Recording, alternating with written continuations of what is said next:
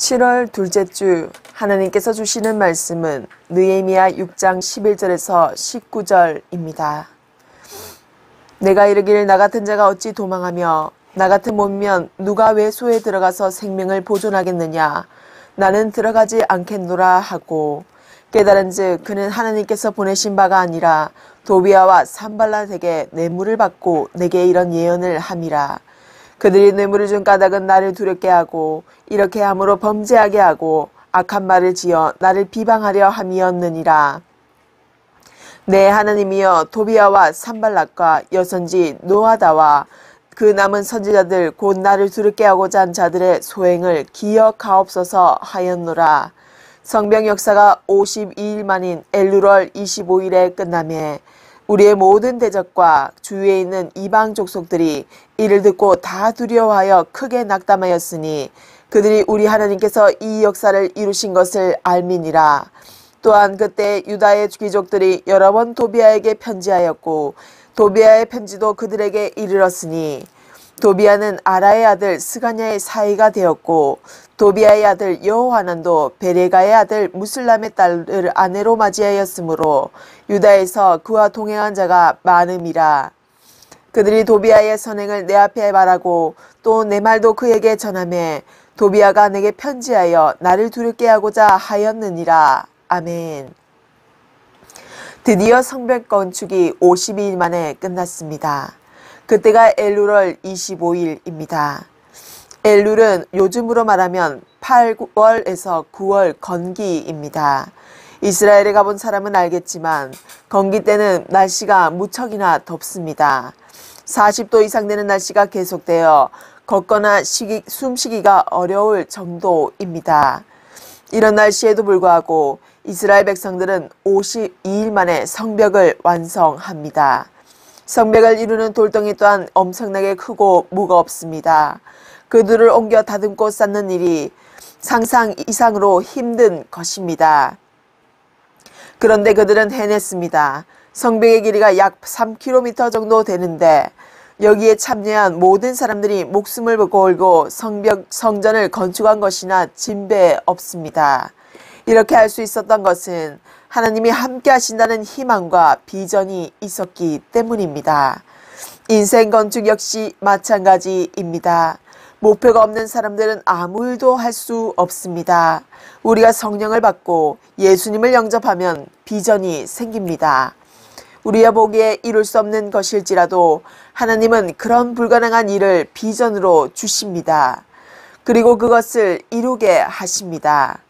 긴 성벽을 52일 만에 복구하는 것이 가능했던 이유는 다음과 같습니다. 첫째는 하나님의 은혜입니다. 하나님의 은혜와 도움이 없었다면 그 일은 불가능한 것입니다. 우리가 인생을 살면서 내 힘으로 안 되는 일을 이루었다면 그것은 하나님께서 하신 일입니다. 그 원리를 깨닫는다면 우리 인생에는 하나님의 기적이 계속 일어날 것입니다. 둘째는 느헤미야의 기도와 믿음과 비전입니다. 어떤 큰일도 비전을 가진 사람이 목숨을 걸고 일할 때 이루어집니다. 느헤미야가 하나님의 음성을 듣지 않고 기도도 하지 않고 비전을 바라보지 않았다면 성전 건축은 이루어지지 않았을 것입니다. 인간은 원래 과거 지향적입니다. 미래를 바라보기보다는 과거를 회상하며 두려움과 절망에 빠지고 익숙한 것에 안주하려 합니다. 믿음이란 익숙한 것과 결별하는 것입니다. 셋째는 좋은 지도자와 함께 일하는 좋은 사람들입니다. 이스라엘 백성들은 느헤미야의 비전에 동조하고 헌신하며 열정을 바쳤습니다. 교회는 바로 이러한 열정 공동체가 되어야 합니다. 무엇이든 열정이 불타올라야 상식을 뛰어넘는 엄청난 일들이 일어나는 법입니다. 넷째는 박해자들의 박해와 음모입니다. 반대자가 없었다면 성벽도 완성하지 못했을 것입니다. 반대자가 있었기에 긴장하고 파수꾼이 생기고 밤새 성을 지킨 것입니다. 시편을 보면 주님께서 내 앞에 원수를 두셨다는 말씀이 나옵니다. 원수가 있기에 하나님이 크게 나타난다는 것입니다. 우리 옆에는 항상 불쌍한 사람이 있기 마련입니다. 학교에도 직장에도 나와 맞지 않는 사람이 꼭 한 명은 있습니다. 그런데 그런 사람한테 감사해야 합니다. 그 사람이 없다면 내 마음이 해이해지고 풀어질지 모르기 때문입니다. 우리를 괴롭히는 사람일수록 가까이 두십시오. 그 사람이 나로 하여금 성벽을 짓게 하는 동기부여가 될 것입니다. 하나님의 사건에는 언제나 반대와 음모가 있었습니다. 구약을 보면 하나님이 이스라엘 백성들을 약속의 땅으로 인도하기 위해 홍해를 건너게 하십니다. 그런데 홍해를 쉽게 건넌 것이 아닙니다. 바로 왕이 보내주지 않아 10번의 재앙을 하나씩 겪으며 결국 마지막 재앙 때에 겨우 홍해를 건널 수 있게 됩니다. 신약을 보아도 예수님이 하신 하나님의 일을 하시기 전에 맨 처음 겪은 일이 시험받는 일이었습니다. 광야에서 사탄은 예수님에게 3가지 시험을 던집니다. 첫째는 돌덩이를 떡으로 만들라는 육체적이고 물리적인 유혹이었고, 둘째는 높은 성전에 올라가 떨어지면 천사가 받아줄 것이라는 정신적인 시험이었습니다. 마지막 시험은 자신한테 절을 하면 온 세상을 다 주겠다는 명예욕과 관련된 것입니다. 인간이라면 혹했을 법한 유혹들이었지만 예수님은 사탄의 속임수에 넘어가지 않고 하나님의 말씀으로 물리치셨습니다. 그때부터 기적이 일어나기 시작합니다. 사탄은 태초에 아담과 하와를 유혹했고 예수님까지 뒤흔들어 놓으려고 했습니다. 그리고 여전히 지금도 우리를 다양한 방법으로 유혹합니다. 그런데 그리스도인으로서 하나님의 일을 하려면 사탄의 세력과 유혹을 발로 밟지 않고서는 상당히 어렵습니다. 우리는 강하게 사탄에게 대적해야 합니다. 성전 복구에도 똑같은 공격이 있었습니다. 밖으로는 산발락과 도비아를 중심으로 공격이 있었고 안으로는 부패한 귀족들이 백성들에게 이자를 받고 서민들이 포도원과 밭을 저당 잡히고 아들과 딸들이 노예로 팔려가 여기저기서 원망과 불평이 생겨났습니다. 그런데 느헤미야의 영적 리더십이 그들의 원망과 불평까지 잠재웠습니다. 그는 백성들이 아닌 지도자들을 야단쳤습니다. 여러 위기를 넘긴 그들은 마침내 성벽 건축의 완성 단계에 이르게 되었습니다. 이때 적들이 공격의 방법을 바꿉니다. 느헤미야 6장 1절에서 4절 말씀을 보면 알 수 있습니다. 산발락과 도비아가 아라비아 사람 게셈과 그 나머지 우리의 원수들이 내가 성벽을 건축하여 허물어진 틈을 남기지 아니하였다함을 들었는데 그때는 내가 아직 성문에 문짝을 달지 못한 때였더라. 산발락과 게셈이 내게 사람을 보내어 이르기를 오라 우리가 오로 평지 한 촌에서 서로 만나자 하니 실상은 나를 해하고자 함이었더라. 네가 곧 그들에게 사자들을 보내어 이르기를 내가 이제 큰 역사를 하니 내려가지 못하겠노라. 어찌하여 역사를 중지하게 하고 너에게로 내려가겠느냐 하매 그들이 4번이나 이같이 내게 사람을 보내되 나는 꼭 같이 대답하였더니 아멘. 느헤미야는 협상을 하자는 적들의 제안을 의심했습니다. 그것은 위장된 평화의 모습이었습니다. 그들은 느헤미야를 끌어내어 공사를 중지시키고 살해야 할 목적이었습니다. 느헤미야가 그것을 간파한 것입니다.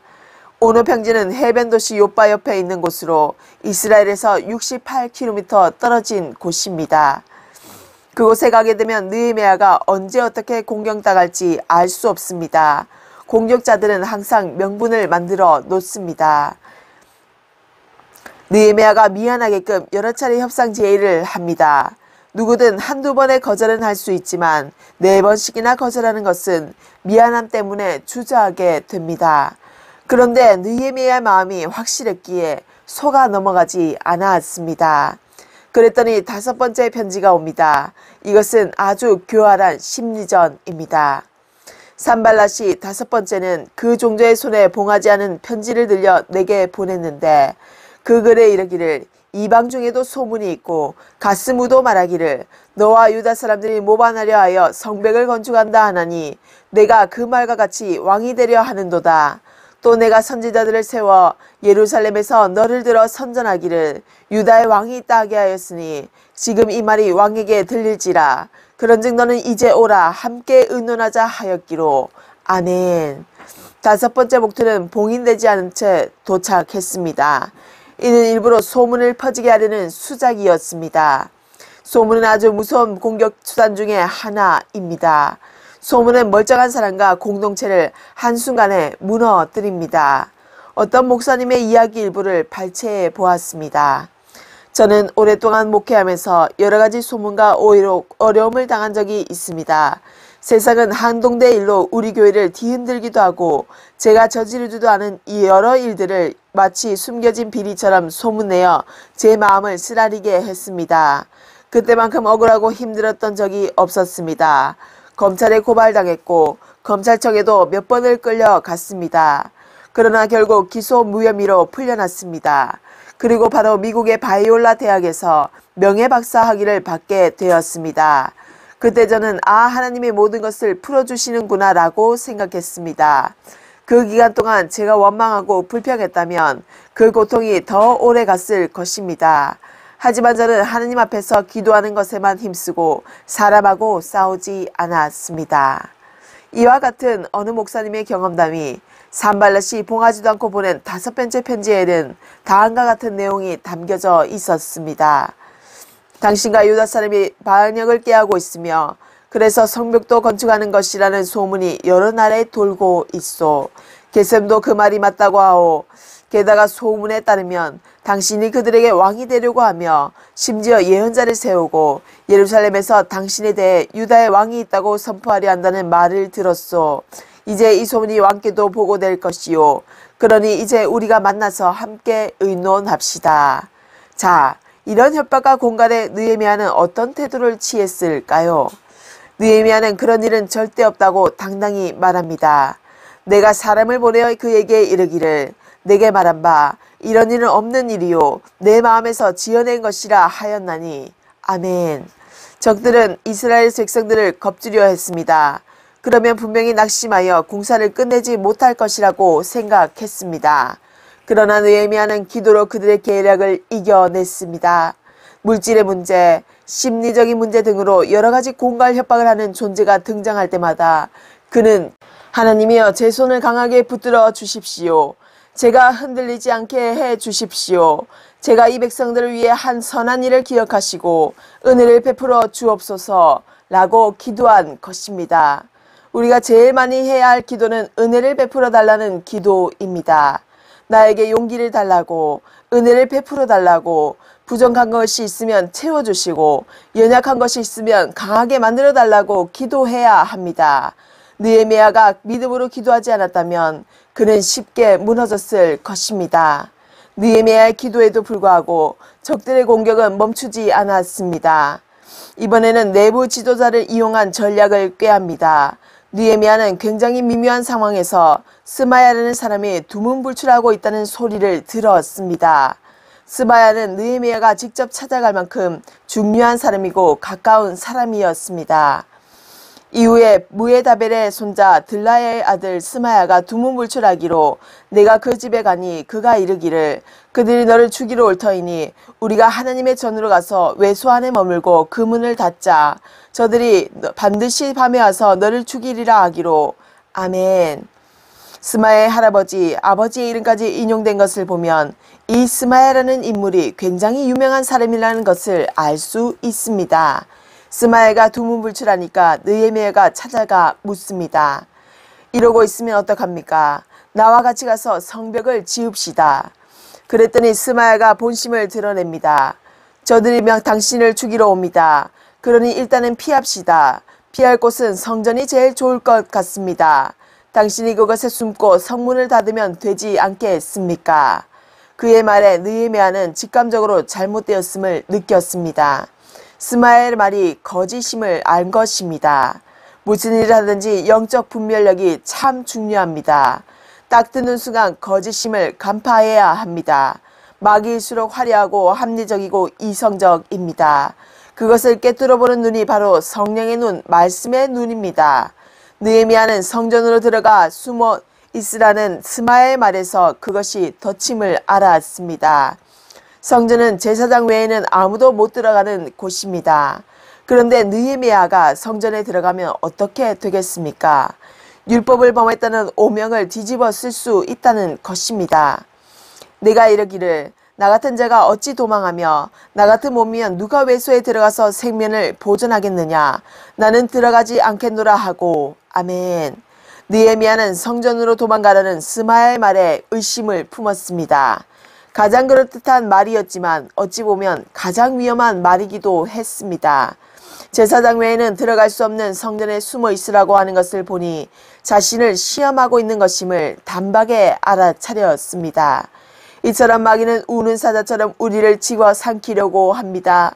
이때 넘어지지 않으려면 영적으로 바로 서 있어야 합니다. 그렇지 않으면 우리 인생은 뿌리째 뽑히게 됩니다. 깨달은즉 그는 하나님께서 보내신 바가 아니라 도비야와 산발랏에게 뇌물을 받고 내게 이런 예언을 함이라. 그들이 뇌물을 준 까닭은 나를 두렵게 하고 이렇게 함으로 범죄하게 하고 악한 말을 지어 나를 비방하려 함이었느니라. 아멘. 여기서 우리는 두려움에 사로잡히면 죄를 짓게 된다는 사실을 배우게 됩니다. 죄를 짓게 되면 오명에 빠지고 인생이 망하게 됩니다. 절대 두려움에 빠지지 마십시오. 하나님은 놀라지 말라, 두려워 말라, 나는 너의 하나님이라고 말씀하십니다. 내 하나님이여 소비야와 산발락과 여선지인 느아다와 그 남은 선지자들 곧 나를 두렵게 하고자 한 자들의 소행을 기억하옵소서 하였노라. 아멘. 그런데 이것으로 적들의 공격이 끝나지 않습니다. 성전을 다 짓고 나서도 계속해서 공격을 해옵니다. 또한 그때 유다의 귀족들이 여러 번 도비야에게 편지하였고 도비야의 편지도 그들에게 이르렀으니. 아멘. 유다 귀족들과 도비야가 편지를 계속 주고받았습니다. 이것이 가능했던 것은 그들이 서로 뒤섞여 혼인을 했기 때문입니다. 도비야는 아라의 아들 스가냐의 사이가 되었고 도비야의 아들 여호하난도 베레가의 아들 무슬람의 딸을 아내로 맞이하였으므로 유다에서 그와 동행한 자가 많음이나. 아멘. 서로 결혼하여 사위도 되고 며느리도 되고 아들도 되니 갈라서고 싶어도 갈라설 수가 없습니다. 이 때문에 성경에서는 이방 민족과의 혼인을 금했습니다. 우리 그리스도인들은 순결한 신부처럼 살아야 합니다. 하나님의 뜻인 것만 분별하여 행해야 합니다. 그래야 우리가 마지막 시대에 사탄의 전략에 말려들지 않고 승리할 수 있습니다. 사람은 때때로 마귀의 유혹에 속아 넘어가서 파멸과 공허와 알코올을 의존하거나 시시때때로 가장 가까운 사람들을 괴롭히기도 합니다. 오늘날은 비록 사라져버릴 같은 욕망에 사로잡혀 있는 것이 현실이지만 성전을 하느님께 의뢰하고 신뢰하는 느헤미야의 뚝심이 승리하였습니다. 승리의 깃발이 300용사를 이끈 사사 기드온에게만 있는 것이 아닙니다. 순전하고 정결한 향유를 예수님의 발을 자신의 머리카락으로 씻은 마리아에게만 예수님을 향한 승리의 발자취가 있는 것은 아닙니다. 우리 모두에게도 성경의 역사들은 그대로 흘러들어가고 스며들어가고 있다는 것을 기억하시길 바랍니다. 그렇습니다. 우리는 공중권세, 사탄권세, 마귀권세에 이기어 이 세상을 복음의 세상으로 만들 가치가 있는 아주 소중한 존재들인 것입니다. 느헤미야의 하나님을 향한 강력한 순종이 승리하여 이긴 것과 같이 우리도 복음을 들고 하나님의 복음 성전을 이끌고 시작하는 발자국들을 역사에 남길 수 있는 인물들이 되시기를, 그리고 오늘 본문 말씀을 통하여 깨닫고 몸소 실천하시는 여러분들이 되시기를 진심으로 바라옵고 간구드립니다. 기도하겠습니다. 주님, 주님의 권세는, 그리고 주님의 세계는 저 솔로몬의 백합화보다 더욱더 아름다운 권능의 힘을 가지신 기묘한 분이심을 오늘 말씀을 통해서 더 깊이는 느헤미야의 순종이 승리함을 통해서 깨닫게 해주시어서 감사하옵나이다. 사방팔방이 모두 다 우리의 적이라면 우리는 도저히 살아갈 수가 없습니다. 때로는 우리를 비방하고 반대하고 질색하는 자들이 도처에 많이 있음을 새삼 느끼게 됩니다. 사람은 사람이 고칠 수 있는 존재가 아닙니다. 우리의 한계를 인정하고 우리의 방식대로 살아온 것을 용서하여 주시옵소서. 주님의 사랑으로 주님의 사람이 되어서 이기는 자, 복음에 우는 자들이 되기를 진심으로 바라옵나이다. 주님, 우리를 이끄시어 주님의 성전을 깨끗이 하는 몸과 영을 가진 자들이 맑은 영혼을 가진 자들이 다 될 수 있도록 우리를 성령의 담비로 다 씻어 내리시옵소서. 우리가 우리 자신을 바라볼 때에 우리는 한없이 바보 같고 멍청하고 다들 자기밖에 모르며 삶을 제멋대로 각각 살아가는 이기적인 모습들을 가지고 있음을 고백합니다. 주님, 부디 주님의 마음을 우리에게 주시어서 우리가 형편없는 세상의 한 인간으로서 하루를 근근히 버티어내는 삶이 아니라 기쁨으로 예수님의 천국잔치에 참여할 그날을 몸소 실천하면서 사는 자들이 다 되게 하옵소서. 주님, 저부터 변화되어야 합니다. 제가 변화가 안 되면 다른 사람들에게도 주님의 능력이 들어가지 않아서 못된 제 모양으로 하느님을 외면한 채 세상의 흐름대로 마귀의 유혹에 살아가게 됩니다. 저를 변화시켜 주셔서 사용하소서. 지금도 사용하시고 어제도 오늘도 사용하실 주님을 늘 맞이하여 기쁜 마음으로 순종하게 하여 주옵소서. 오늘날의 느헤미야가 되게 하여 주옵소서. 주님, 우리의 궁핍한 처지와 가난에 굶주려 우는 자들을 위해서 같이 울어주신 우리 구주 예수 그리스도의 이름으로 기도드립니다. 아멘.